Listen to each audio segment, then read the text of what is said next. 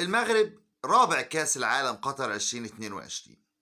أتوقع مع الأسف الشديد خسارة منتخبنا العربي المغربي أمام منتخب كرواتيا في مباراة تحديد المركز الثالث والرابع، واللي ميعادها النهاردة الساعة 5 مساء.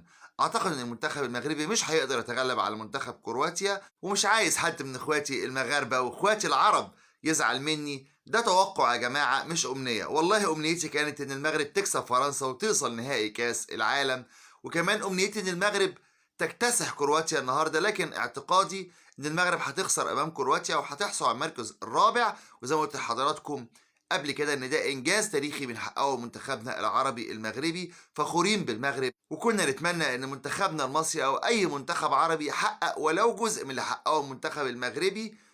الف مبروك للشعب المغربي وصول المغرب للمرحله دي في كاس العالم، وان شاء الله المغرب تستمر على هذا المستوى وتصبح من الدول الكبرى في كرة القدم العالمية. عارفين المغرب وصلت للترتيب العالمي رقم 11 في تصنيف الاتحاد الدولي فيفا، وبالتالي أصبحت بالفعل من الدول الكبرى وسبقت فرق كتير جدا. بنكرر تاني وبنبارك للشعب المغربي والإخوة المغاربة، وشكرا لكل واحد دخل علق على فيديو ليا.